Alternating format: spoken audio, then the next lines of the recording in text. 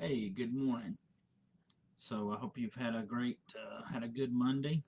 We got some much needed rain in Covington County and Andalusia area. So we are very thankful this morning that we got some. As one lady said, some beautiful rain. So it's much needed. We've been working through Matthew chapter, the whole Sermon on the Mount, but we've been slowing down when we got to Matthew 6 to look at Jesus' model prayer. Of course, the Lord's Prayer is in John 17, um, but Matthew 6, verses 9 through um, 14, is really about how we should approach prayer. And it's not a magic formula to get your prayer answers. It's more like a guide. Structure your prayers in any season of life, for any aspect of life. Just follow this thought process, logic. Direct your heart toward God. Starts with worship. Our Father who art in heaven. We address God as Father. He is our Father. Uh, and He's in heaven, ruling and reigning from heaven. Hallowed be your name. May you be worshiped and glorified. And then from that foundation, that starts, go, your kingdom come, may your cause be done. What you want to happen, your rule and reign in the world be evident and be seen.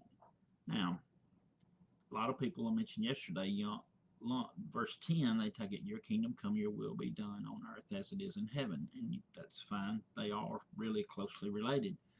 But I wanted to break it down. So the second aspect is your will be done. Now, if we're talking about God's big picture cause, which I talked about yesterday, your kingdom come, gospel advancement, the kingdom, God's rule and reign, may it come, be evident now, and then when Jesus returns, and your will be done. And that's more of a in all things in the world, which for His kingdom come, His will would be done, but also that has a in your life kind of aspect to it, because God is always working big picture, and He's always working intimate details of your life, in the intimate details in your life and your neighbor's life and your enemies, if you want to look at it that way, life.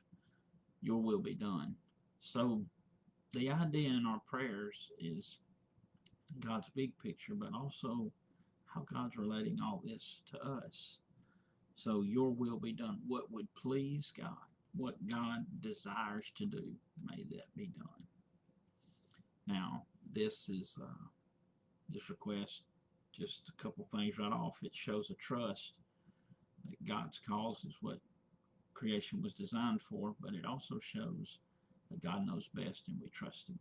We trust His will to be done in our life, in our world, in this moment we're living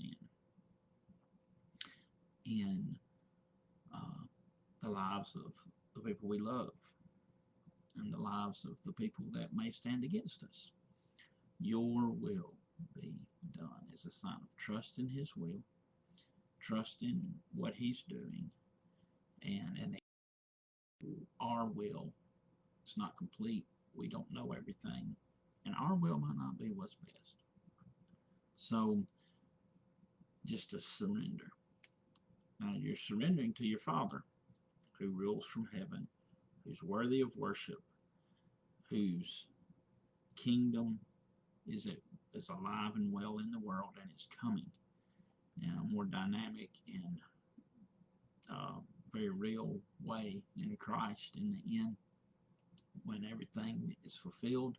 So just your will be done. Sometimes in your life, that's all you can pray is, Lord, let your will be done, and let me be found being faithful to do my best to walk in your will for your purpose for any season of my life. And that's not dependent on our feelings, our emotions. That's a commitment, a faith commitment. And prayer is not about feelings and emotions. Prayer is about faithfully walking with God in trust.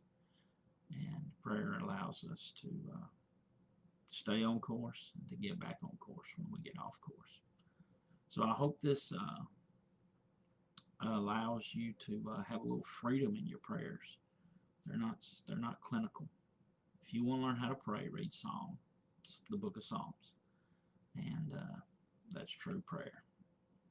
So I am going to remind you once again about this Sunday as we meet back. It's going to be different. So tune in tomorrow night. We're going to walk you through what it will look like when you come in so that you're ready, and maybe help you make a decision on if you feel comfortable in a situation like that. And again, we're going to encourage you to be wise and about your decisions, about your health, and should you come, and your own vulnerabilities, and should you come. We'll have a plan for children, parents, and those who might wonder if their child would be sit there. We'll explain all that to hopefully make this accommodating, but also easier to make a decision.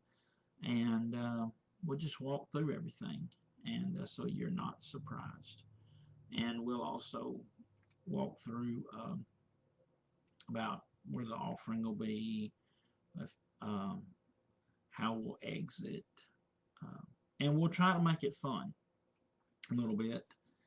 And so just be looking for that on Wednesday night at 6:30. Hope you have a great day. Looking forward to seeing you Sunday. Bye-bye.